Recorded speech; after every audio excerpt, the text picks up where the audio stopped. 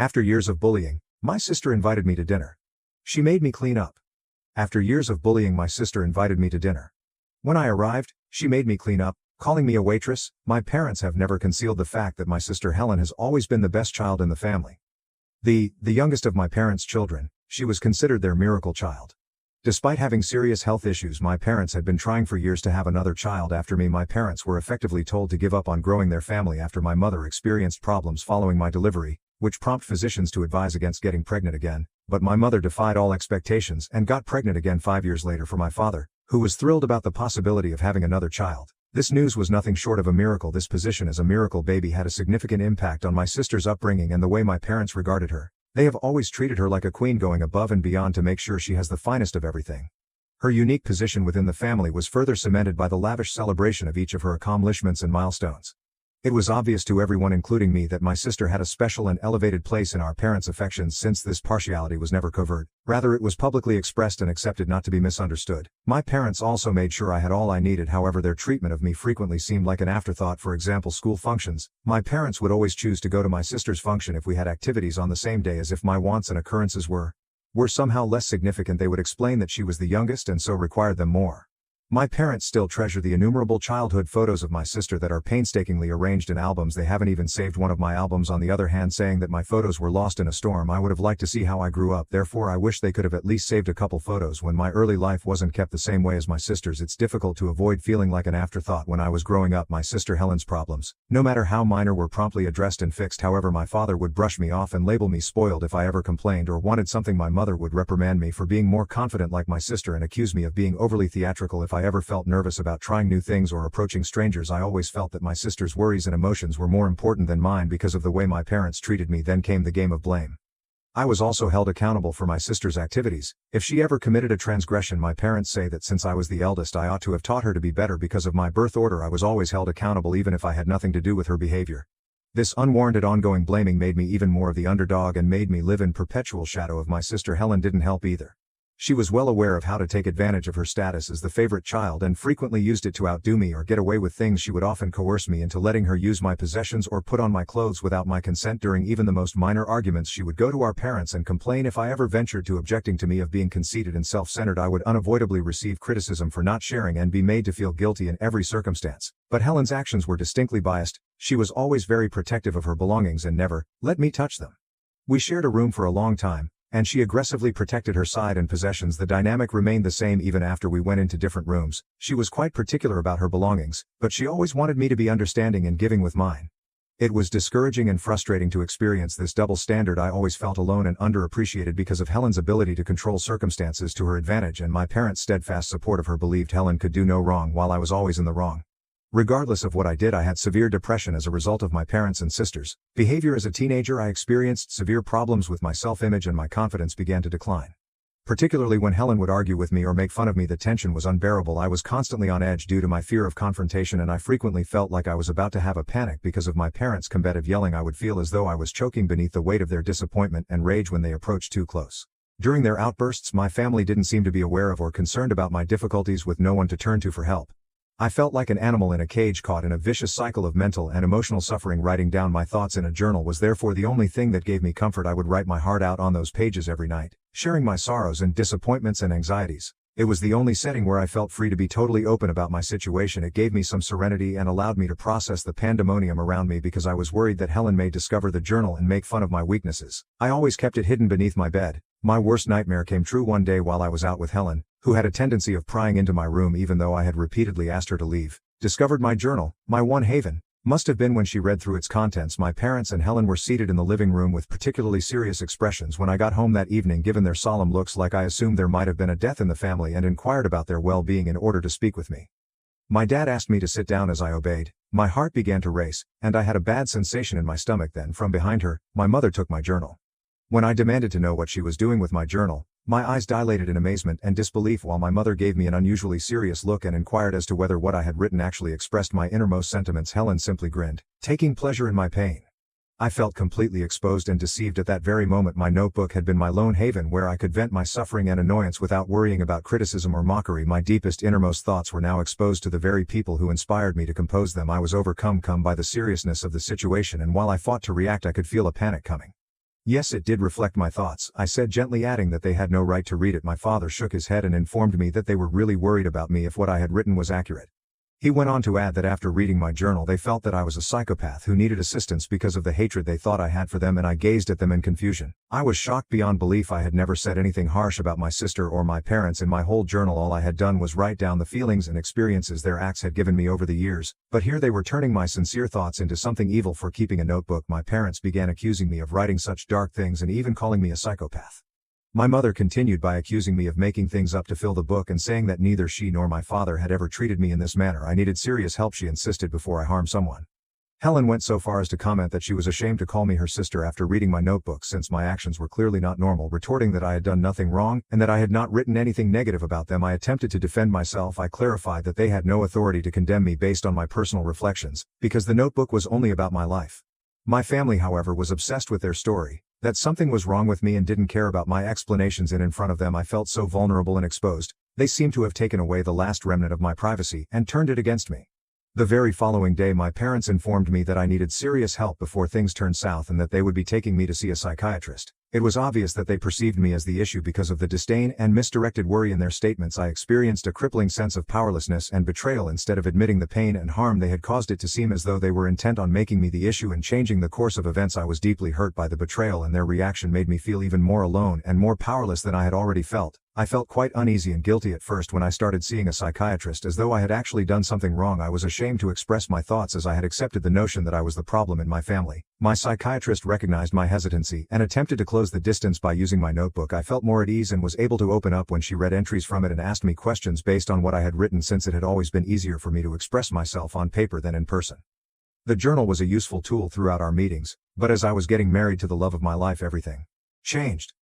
My parents contacted me after learning about my impending nuptials via cousins and other family members. They were obviously shocked to be left out of such a significant event in my life. They made an unexpected call. They reluctantly expressed sorry for their previous actions and acknowledged their wrongdoing. Since I was going to have a family of my own, they acknowledged that even though they couldn't alter the past, they still wanted to make new memories with me.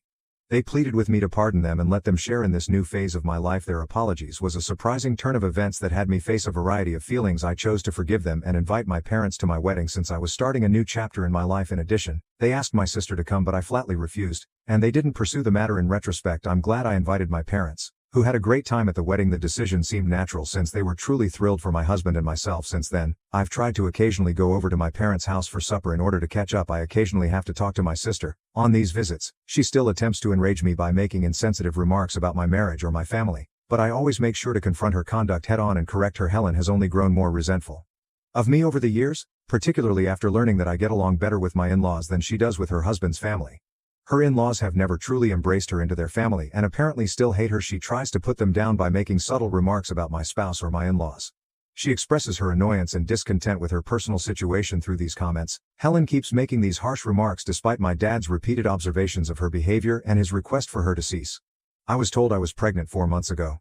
My spouse and I are ecstatic about the news. He makes twice as much as I do, so we agreed that I should take a temporary leave of absence to concentrate on the pregnancy. My spouse and my in-laws, who have been quite sympathetic and supportive along this process, fully backed this decision. My sister was incensed when she learned that I had chosen to quit my career care in order to stay at home with my unborn child, because they needed both of their earnings to make meet. Her husband never permitted her to be a stay-at-home mother, which was the source of her rage. Helen never had the opportunity to unwind or take a break during her pregnancy, unlike me. As a result, whenever we get together, she criticizes my choice to express her displeasure. She has referred to me as foolish and suggested that being a stay-at-home mom is on multiple occasions. I have just laughed off her comments and told her that I had years of experience and could go back to work whenever I chose. Helen, however, has attempted to manipulate the issue by claiming that I should never have given up on my profession and that my husband is being domineering. This strikes me as ironic because I chose to leave my job. I am aware that her attempts to discredit my choice are obviously motivated more by her personal discontent with her life than by any genuine criticism of my decisions. I have made every effort to avoid her in order to preserve my mental health and give my whole attention to enjoying my pregnancy. My sister contacted me a week ago to invite me to a dinner party she was throwing. She wanted my spouse and I to go, and she intended to invite her in-laws and our whole family. I viewed this dinner gathering as a welcome diversion and an opportunity to mingle. As I hadn't gone out much since my pregnancy, I was more motivated to go since I reasoned that my sister would probably pay less attention to me with so many people around. Although I consented to go, things didn't work out that night. My spouse had to work late into the night to finish some last-minute chores. He was already under a lot of stress, and he kept apologizing to me for being late to work. I didn't hold it against him because I knew that these things may happen. We were already running late for the dinner party when he finally arrived to pick me up. I thought it was better to be late than not at all, so I chose not to cancel despite the delay. As soon as we got to my sister's house, I saw that most of the people there had already eaten dinner and were chatting casually. My dad doesn't feel comfortable driving at night, so even my parents went after supper. My sister chastised us for being late right away, and although I didn't blame her for being irritated, I took the initiative to apologize on my husband's behalf because he was obviously humiliated by the circumstance. I was relieved when Helen ushered my husband to a chair and brought him a plate of food, but she drew me aside and led me into the kitchen. There she disclosed that there was no food left for me because everyone had already consumed their second or even third helping. This realization surprised me, especially since I was already really hungry and felt even more so because I was pregnant. I was disappointed, but I decided not to dispute or voice my displeasure. I told her that I could just order something online because I knew that our tardiness had caused this trouble. I could still eat in this manner without creating any more trouble. It was nice of her to nod and offer to order me something. However, she informed me that the least I could do tonight was wash the dishes because I had arrived so late and hadn't contributed much during the evening. I was surprised when she asked. I sneered and informed her that I hadn't anticipated being asked to work for her just because I was late for the dinner party invitation because I was late. I thought it was ridiculous to expect me to clear her visitors' plates. She reacted quickly and angrily. As her sister, I should be helping her, especially since she's been cooking so much all day. She shot out in a low, angry tone. She said that as my mother had assisted her in serving the guests at dinner, I should do the same because I was related. Helen made it clear that she wanted my assistance because her husband was never helpful in the kitchen. I countered that Helen shouldn't have invited so many people if she was feeling overburdened. She responded angrily and contemptuously, telling me that the least I could do was to keep quiet and provide her a hand because I would never be able to comprehend her predicament. In a scathing comment, she went on to say that it wasn't a huge problem if I assisted her as well because now that I was pregnant, I was just a waitress for my husband at home.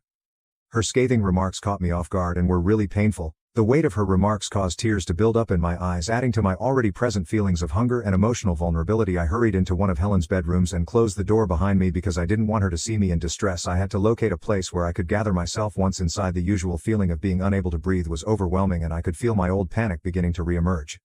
I fervently prayed that no one, including my spouse, would notice my misery and pursue me. I needed this alone time to get some peace and regain emotional control. After calming down and giving it some thought, I believed that Helen deserved to be disciplined once and for all because of her constant remarks and the way she continued to treat me. I made the decision to act against. Finding all the pictures I had taken of my old journals was the first thing I did. I took my journal with me when I left my parents' house, and throughout the years I began to save pictures of the journal entries in my email so I would always have a copy.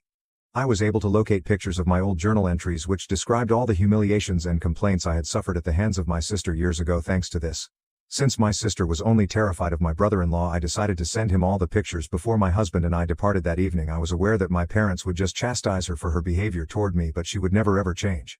I wanted Helen to go through a small portion of the humiliation that her husband rightfully inflicted upon her. I sent him a thorough letter outlining how Helen had been a major bully in my life. Helen had asked me to the dinner party, but I had to clean up after her and the other guests. I wrote in the message I explained that she seemed to be jealous of my more thoughtful husband, which is why she was upset with me, in the hopes that he might better understand or take action. I tried to give him a clear picture of Helen's behavior and how it had affected me.